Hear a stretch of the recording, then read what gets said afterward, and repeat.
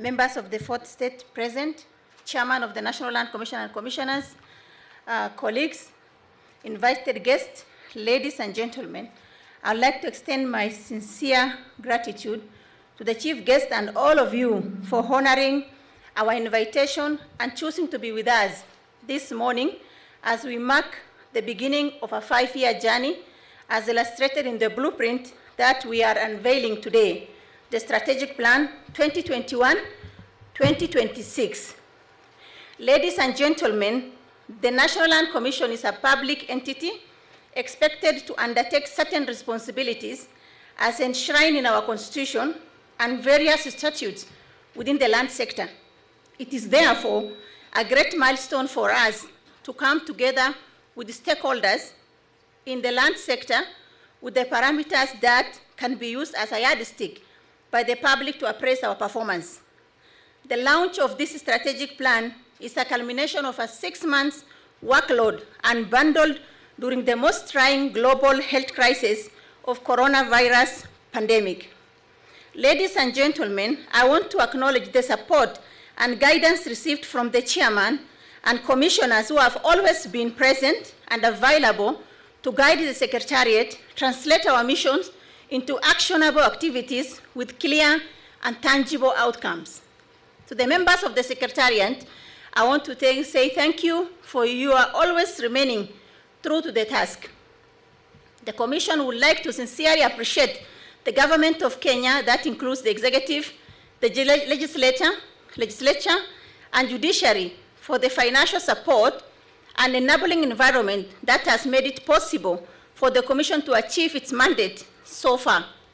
To our development partners, in particular FAO and European Union, I want to thank you for believing in us and providing not only the material and technical support that was needed, but also for being available whenever need arose.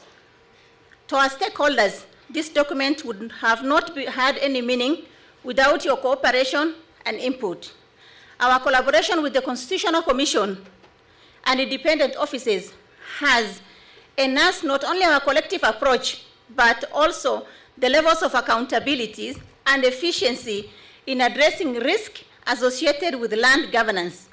I therefore say thank you very much and appeal to you, Constitutional Commission holders and independent office holders, to continue working with us as we set out to implement our new gospel. I appeal to the Government of Kenya and the development partners to continue supporting the Commission both financially and technically to implement this strategic plan. My remarks will be incomplete if I sign out without appreciating the members of Fourth Estate, as I beseech you to continue with objective reporting.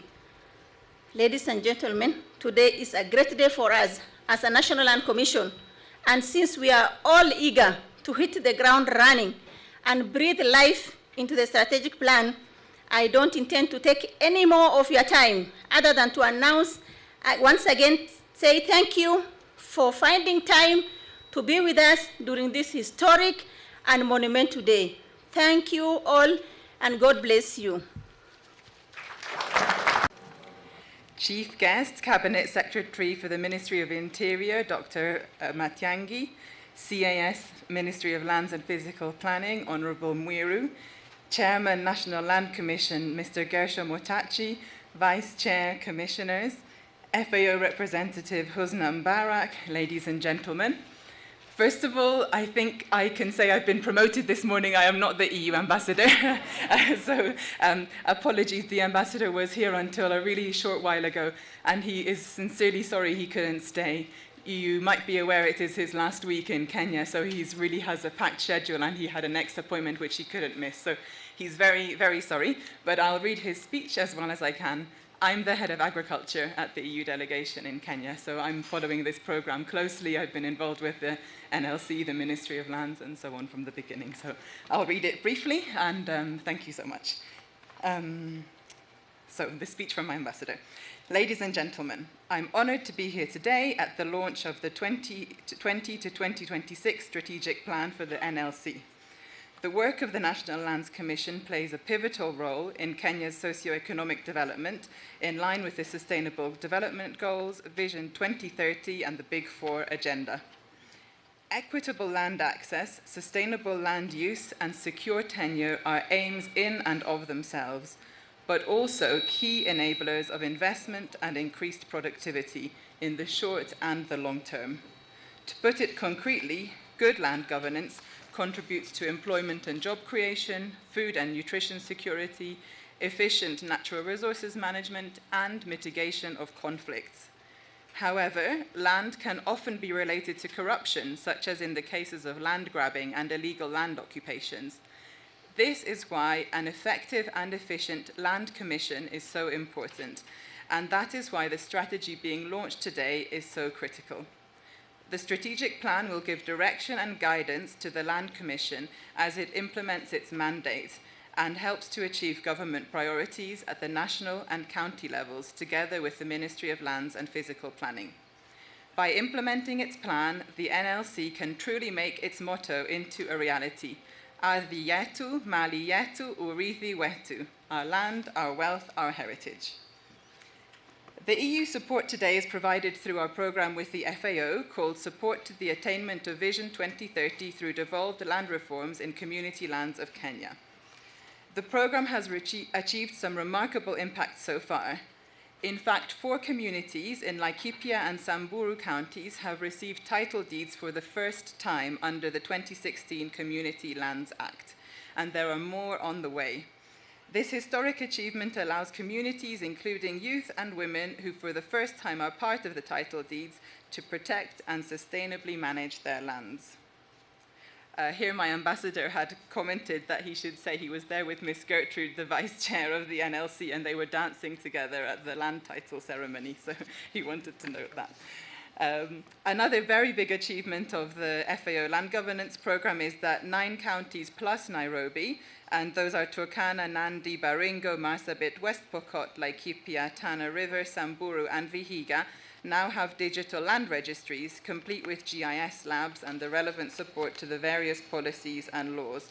This will enable all of the benefits of having clear land titles, namely reduction of legal disputes and conflicts, increase in investments, increase in access to loans, and increase in the potential for revenue, including tax revenue.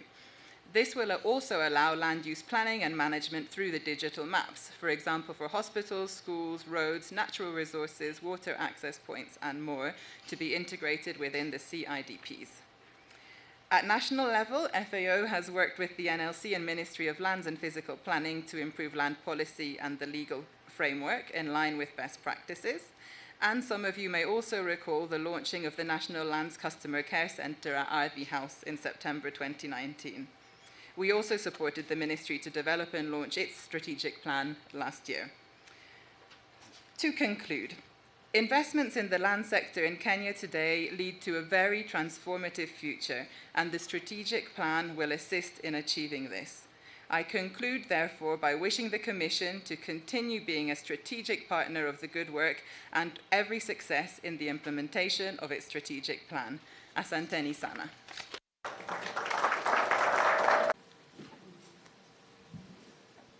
Our chief guest today, CS Matiang, all protocols observed. Yes, I had a speech from my boss, the CS, but because our chief guest is going somewhere else for a meeting, I'm not going to read it. I'll hand it over to you, Mr. Chairman, for your reference and your files. But I want to say that the ministry is committed to support you as well in your endeavors, and I congratulate you on this milestone that you have taken on this strategic plan. We will be there to support you where necessary, and for the general public and the guests who have been invited here, we know we have under problem in Ngong Registry. And we want to assure you, Wana CS, the Minister of Lands and Physical Planning is going to open that registry on Wednesday, this coming week. So we are committed. We also try to digitize most of our records so that for the purposes of even you as National Commission, who are our colleagues, are able to know that your records that you have passed to us are also in safe hands and safekeeping. I thank you so much. I'm looking forward to working with the National Commission, our brothers and sisters commissioners, so that at least we can make sure that this Kenya can have confidence in owning land, whether public or private. Thank you so much, and God bless you. My name is Alex Mburi Moiro. I'm just merely 2 weeks old in this ministry. But I'm looking forward to working with all of you, including other stakeholders. Thank you so much, and God bless you. Good morning, all. Chief Guest, Honorable Dr. Fred Matiang'i, Cabinet, CAS present, and also from Ministry of Lands, National Land Commission Chairman, Commissioners present, CEO of the NLC, EU Representative Myra, CSOs who are present here today, all the representatives from the honorable, all the honorables present from Senate and Assembly. I must also put a disclaimer. I'm not the FAO representative in Kenya. My name is Husna, and Husna Barak. I work for FAO as the lead on land and natural resource governance. Apologies from the FAO representative. She could not make it. She had to join the presidential delegation in in Samburu County. Allow me to go through her speech. Ladies and gentlemen, I take this opportunity to express my pleasure to be here today and for FAO to be part of this event. Congratulations to the National Land Commission. FAO has been a key partner with the National Land Commission and continues to work together in the key land matters in the country. FAO, through the EU-funded land governance program, namely support to the attainment of Vision 2030, through devolved land reforms in community lands in Kenya, has demonstrated the strong collaboration with the National Land Commission and the Ministry of Lands and Physical Planning, among other partners in mainstreaming development and governance within the land sector. Policy and institutional enhancement form the backbone of the work in sustainable land management to foster food and nutrition security. As a key stakeholder and a duty bearer in the Kenya land sector, the focus of the NLC mandate is important to be able to enhance enforcement, oversight, dispute resolution, and sustainable management of land. So for a while, since 2014, FAO has been supporting the government of Kenya, and some of the notable activities have been, especially with the National Land Commission, is the development of the advisory report to the national government on a comprehensive program on registration of titles in the country, development of large-scale land acquisition safeguards, production of rangeland annex to the county spatial planning monitoring and oversight guidelines, development of historical land injustices pilots and notably guidelines. So in collaboration further with the Ministry of Lands and Physical Planning and other stakeholders, some of the notable activities and support from this land governance program includes the development of Natural Resource Atlas, which forms quite a layer within our tenure security, but also in the management of land, development of the land sector gender policies, and importantly, the support to the development, but also implementation of alternative justice systems in Kenya.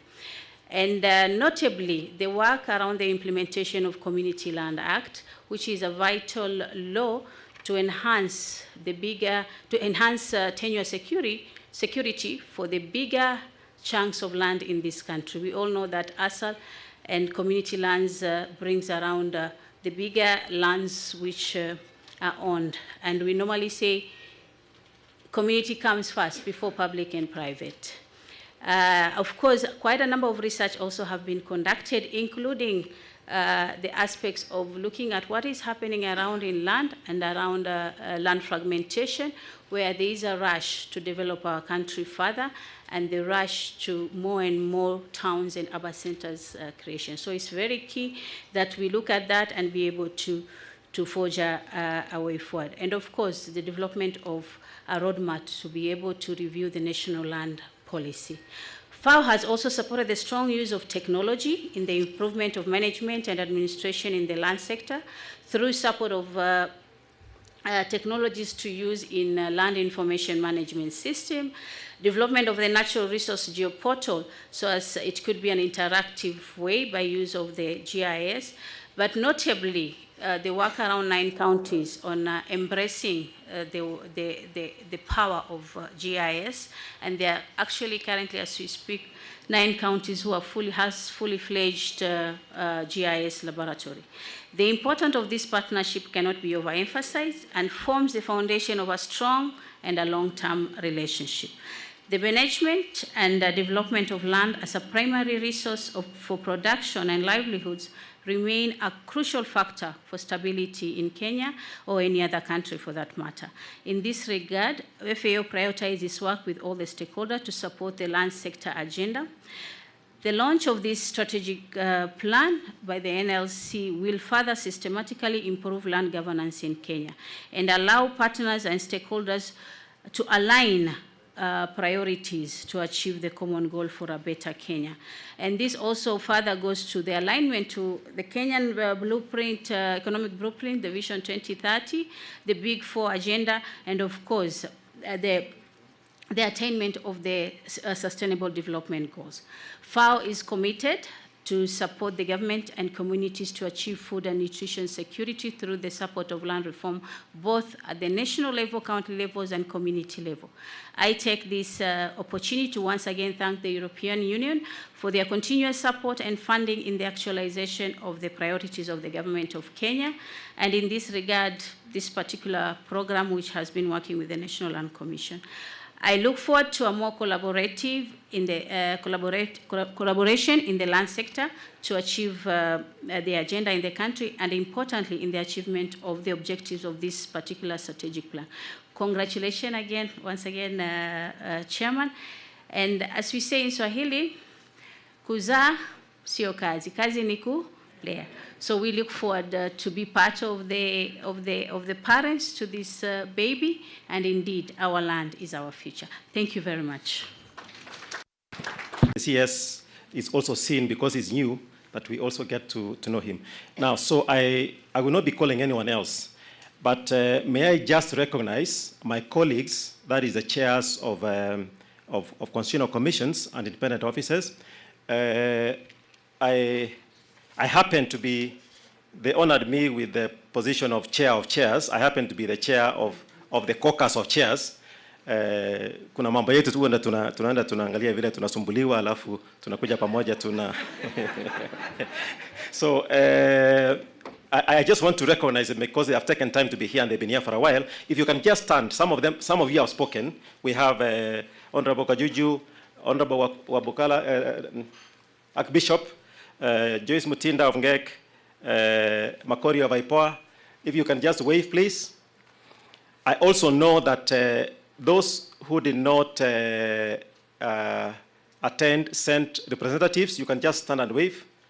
Controller, yeah, okay. Thank you very much. We appreciate you.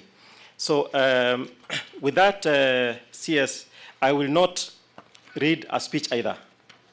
In the interest of time, I will just make general remarks, just 1 or 2 paragraphs from what I had down. First of all, I would like to take the opportunity to most sincerely appreciate each one of you for taking time to join with us and to attend the unveiling of our strategic plan this morning, heading to afternoon. The NLC is a constitutional commission established under the Constitution of Kenya 2010 to spearhead reforms in the land sector and manage public land on behalf of the county and national governments, amongst many other functions. Land has remained a pillar of the Kenyan economy and is set to remain so for the foreseeable future. It has played a significant role in the socio-economic and political development of the country. Therefore, land allocation, distribution, and utilization is a major concern to a majority of Kenyans as it affects their livelihoods. The Commission contributes the government development agenda in many areas.